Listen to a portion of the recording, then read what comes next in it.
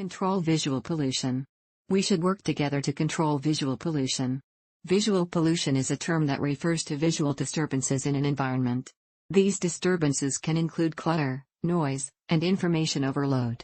Visual pollution has been linked to stress levels as well as mental health problems like anxiety and depression.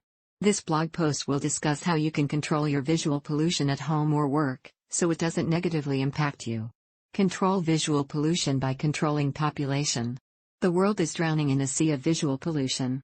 To quench this thirst, we must first control population growth to help the environment and save wildlife from extinction.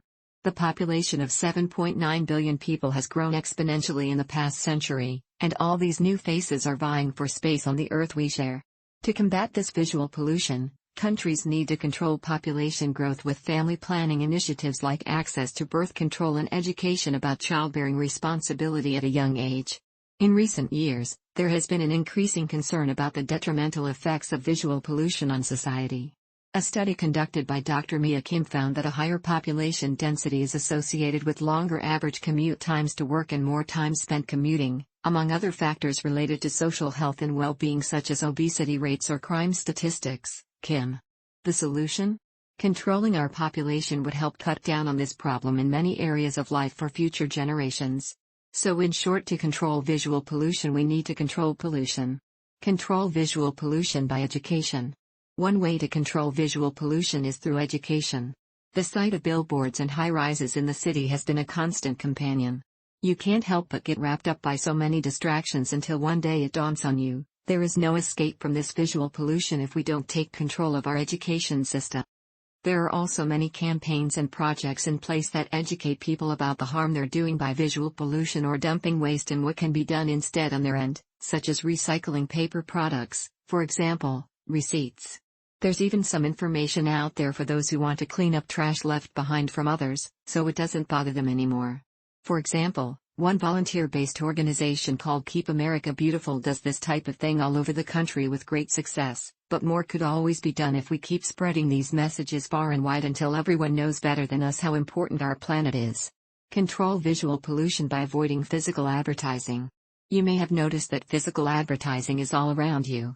It's on billboards, in magazines, and even at the grocery store checkout line.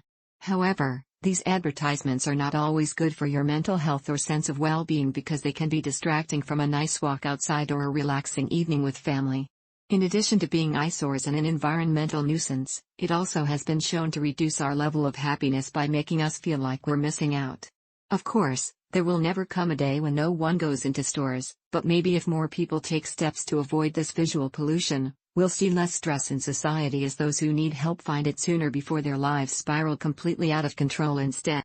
Visual pollution is a consequence of advertising, so it's important to avoid physical ads. If you can't go without them altogether, at least try not to take up too much space with your posters and banners. Advertising has now gone far beyond just using billboards as visual propaganda. Nowadays, commercials are popping up before YouTube clips play automatically. Yikes! Banner ads that pop onto our screens when we're scrolling through Facebook feed posts. It feels like everywhere you look something is trying desperately to get inside your head and convince us all. Control visual pollution. Control visual pollution by reducing traffic. Cutting down on traffic is the best way to control visual pollution. After all, cars are a major source of emissions and exhaust, which can negatively impact air quality in towns where lots are happening, like downtown Toronto.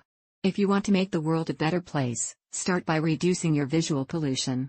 Visual pollution is easy to ignore when it starts small, but as more and more people are exposed, its effects can be hard on our mental health.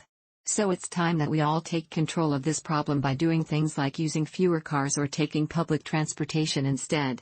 Control visual pollution by reducing networking wires. Network wires are visual pollution that should be controlled. They can cause distractions or give off an undesired vibe, and they're usually ugly to look at anyway. The best way to reduce the number of wires is by using wireless networking equipment, so you don't have any messes on your desk or walls. Plus, it's much easier than dealing with tangling cables all day long, which would only make them worse in terms of visibility and annoyance. If you are concerned about visual pollution and we want to control visual pollution, then consider reducing networking wires. Wires and cords can create a cluttered space that gives off the feeling of being messy or unorganized. With the proliferation of mobile devices, there are more cords and wires on desks than ever. However, there may be a way to reduce this visual pollution by getting rid of networking cables together with wireless technology. Control visual pollution. Control visual pollution by controlling urbanization. To control visual pollution caused by urbanization, we must take measures to keep it in check. One way would be for local authorities and developers of buildings to ensure an adequate amount of greenery on site, such as trees or flowers that can beautify our surroundings while also absorbing carbon dioxide from the air. This will help with controlling respiratory problems due to smog and reduce noise levels because plants are more absorbent than concrete surfaces, meaning less traffic noise is heard when sitting under a tree. Control visual pollution by controlling household waste. We all know that visual pollution is not good for the environment.